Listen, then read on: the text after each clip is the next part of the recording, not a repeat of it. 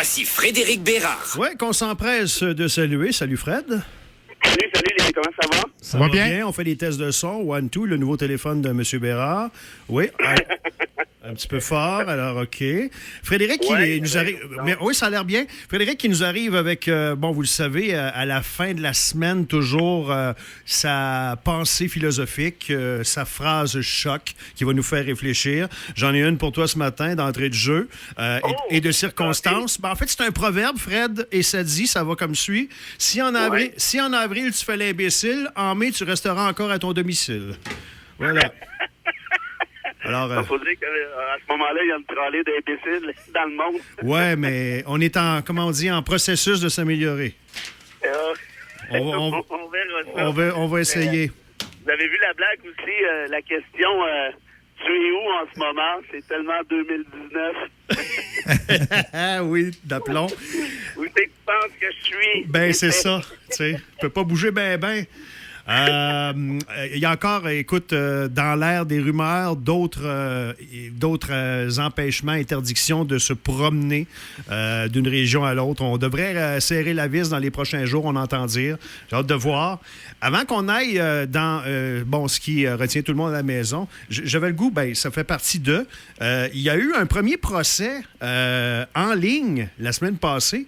Puis, vu que c'est ton domaine, j'avais le goût de te demander, est-ce que ça va être la tangente? Est-ce qu'on s'en va vers ça?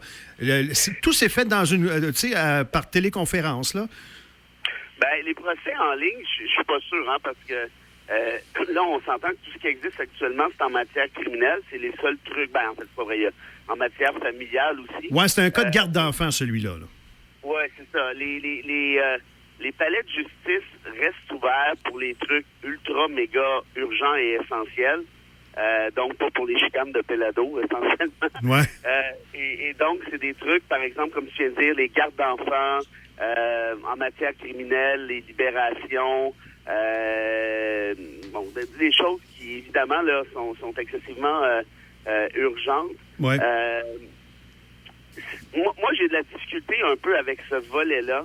Parce que la juge doit évaluer la crédibilité des témoignages, donc des témoins X, mais aussi des personnes, par exemple, de la personne accusée ou en matière de garde familiale, de parents X versus le parent Y. Et tout ça par vidéoconférence reste, disons-le, assez approximatif. Ouais. C'est jamais aussi précis que quand tu as la personne devant toi, où tu es capable d'évaluer si elle est en train de te compter des pipes ou non. Au niveau du body language, du langage corporel, puis tout ça?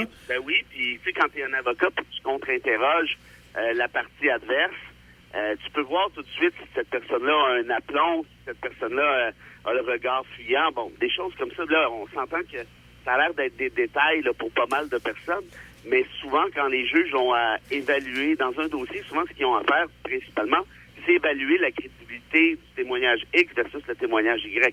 Donc, c'est certain que moi, ça m'embête un peu, ce volet-là. Mm-hmm. Je suis assez certain, je n'ai pas entendu parler encore, mais je suis assez convaincu que certains juges diront la même chose. Ceci dit, là, on est dans des circonstances exceptionnelles, alors tant mieux, on le fait comme ça. Mais l'autre bonne nouvelle, en fait, la principale bonne nouvelle là-dedans, c'est que là, il y a des ministères de la Justice qui commencent à se bouger les fesses. Puis il était temps, parce que ça fait longtemps que le barreau du Québec, le barreau canadien, disait bougez-vous, là, ça prend une certaine technologie, là, c'est pas normal qu'il y ait encore autant de paperasse dans les palais de justice. Ouais. Écoute, c'est écœurant, le nombre de papiers qu'il y a pour chaque dossier dans chacun des bureaux d'avocats, plus au palais de justice comme tel, là, ils tiennent tout ça, la preuve, là, en tout cas, bref, c'est incroyable, c'est du gaspillage, et puis c'est pas pratique non plus. Et là, finalement, là, ils commencent à se dire, OK, je pense qu'on va bouger ça un peu. Il y avait déjà dans les derniers budgets, il y avait des sommes qui étaient allouées pour justement faciliter l'accès à la technologie dans les palais de justice.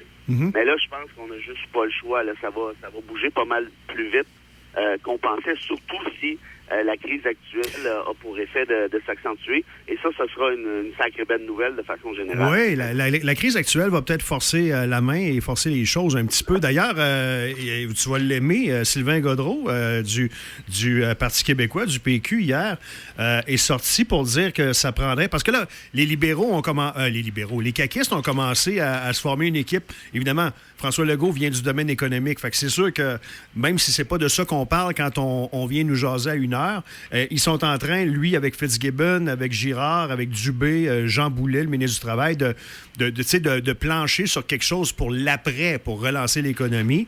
Et là, Gaudreault, hier, est allé dire, Sylvain Gaudreault, ça prendrait un plan Marshall.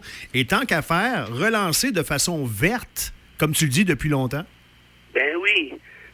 Puis c'est ça. Moi, j'aime beaucoup Sylvain Gaudreault. Là. Je pense que c'est peut-être pas le plus charismatique, mais c'est de loin le plus qualifié à la chefferie actuelle au PQ. Là. Ouais.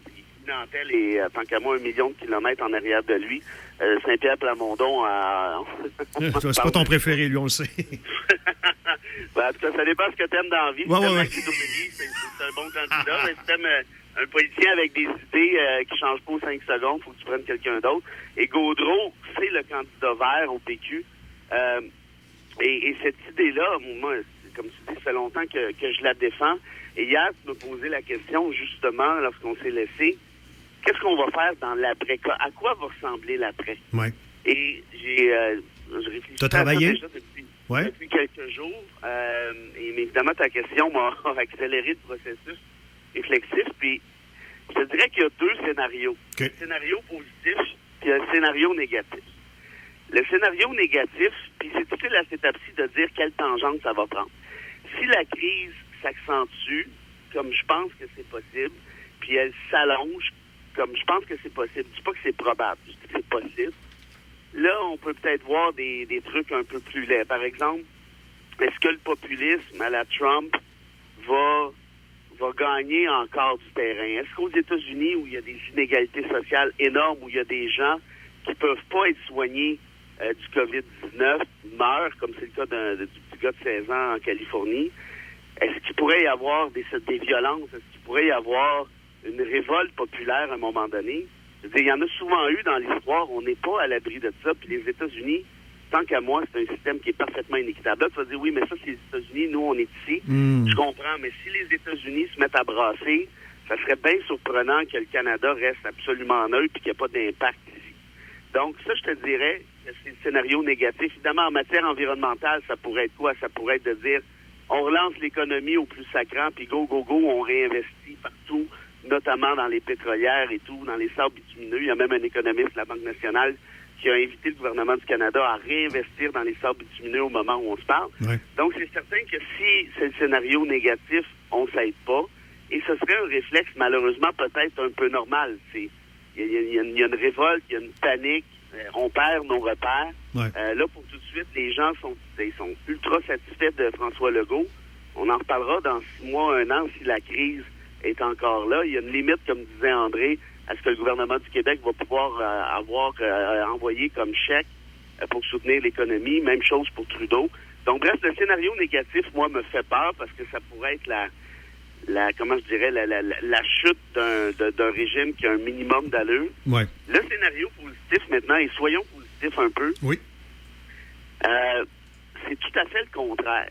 Là, actuellement, évidemment, c'est difficile, les gens sont confinés et tout, mais on est allé chercher quelque chose qu'on n'a pas eu depuis longtemps, et j'entends souvent les gens, surtout mes amis qui ont des enfants, puis je les comprends parfaitement, ma fille a déjà été plus jeune aussi, c'est la conciliation travail-famille. Mm-hmm. On dit, c'est dur, on n'arrive pas, on court tout le temps, arrive à la maison, les devoirs, le souper, le bain, la lit, pif-paf, on n'a pas le temps de profiter de rien, on mène des vies de fous, on travaille trop fort.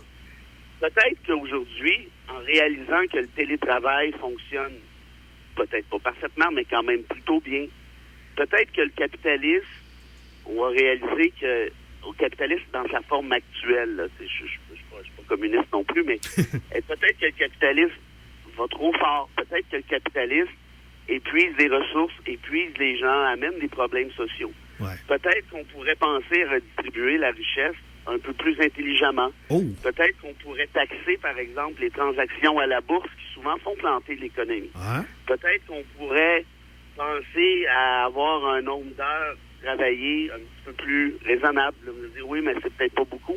Mais peut-être que ça pourrait être encore un peu moins. Et peut-être qu'il y aurait un petit peu plus de jobs disponibles. Puis peut-être qu'on verrait peut-être un peu moins fou.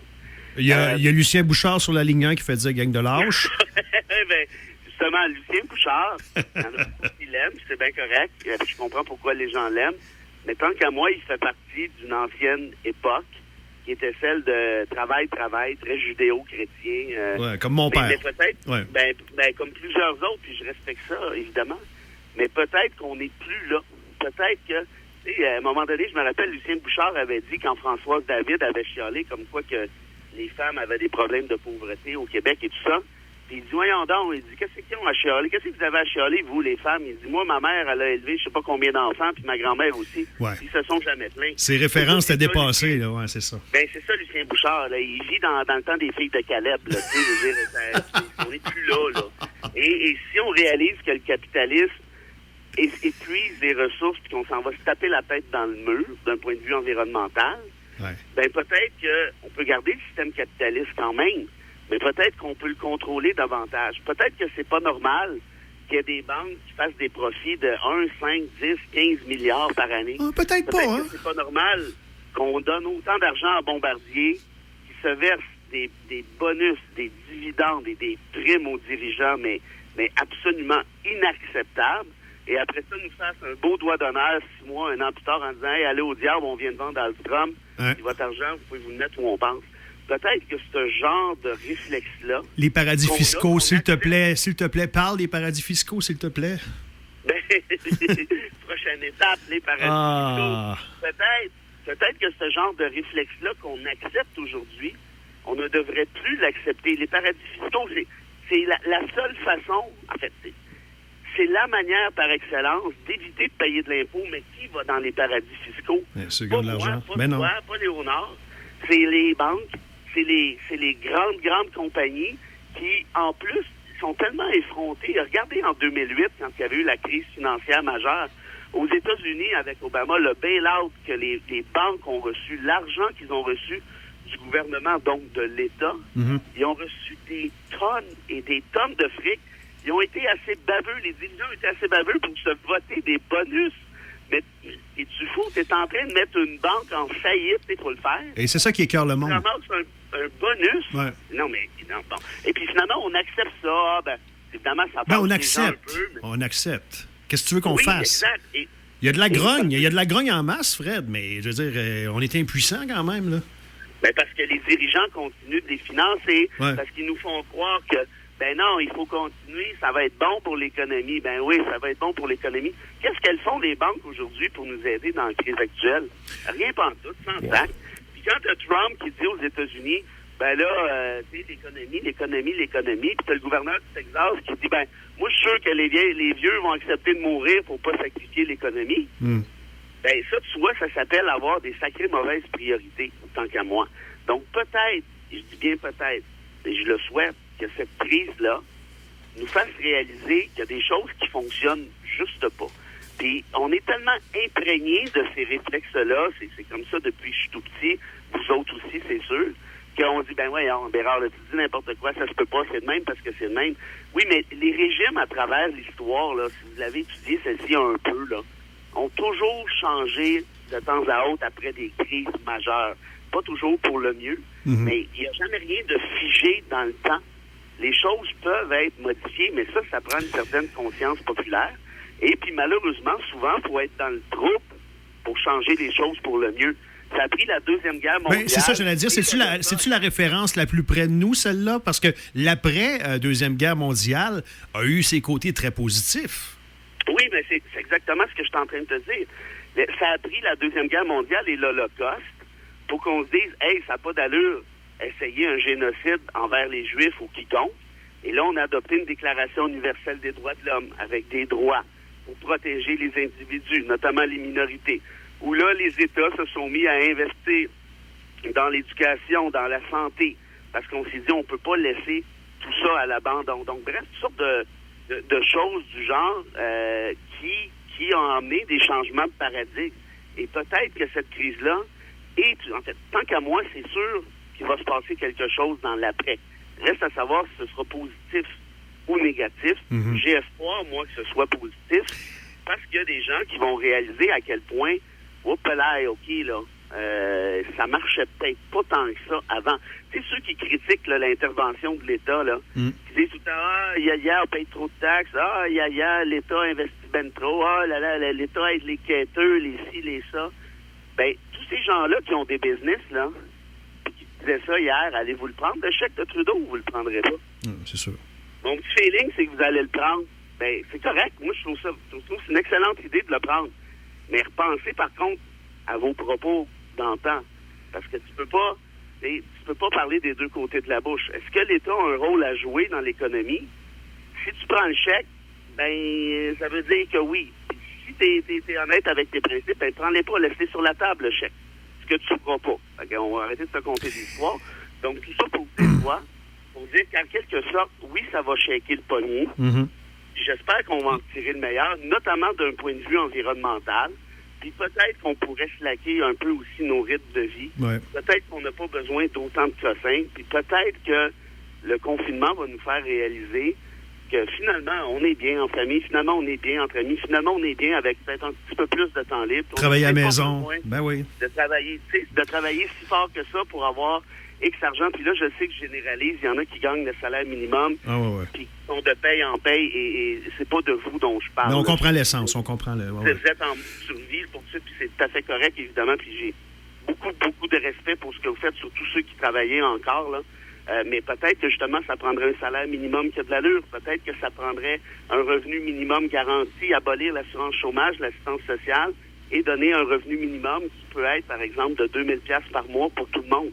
Ça, c'est une idée là, qui est lancée, ça fait super longtemps. Puis elle existe, puis elle est réalisable. Puis il y a même des économistes de droite qui disent que c'est pas une mauvaise idée, que ça coûterait même moins cher à l'État. Donc, pourquoi qu'on profite pas de cette crise-là pour repenser nos fondements? C'est sûr. Hey, on va terminer là-dessus. On parle depuis déjà un certain temps qu'on s'en va dans le mur. Est-ce que ce serait ça, le mur? Est-ce que ça se pourrait que ce soit ça, le mur? Ben, moi, je pense que oui. Ouais. Moi, je pense que le prochain mur, c'est le mur environnemental. Ça fait longtemps qu'on en parle. Mais là, actuellement, écoute, j'ai parlé à la suite de notre discussion hier, j'ai parlé à un ami économiste qui disait que on va en avoir franchement plein la gueule.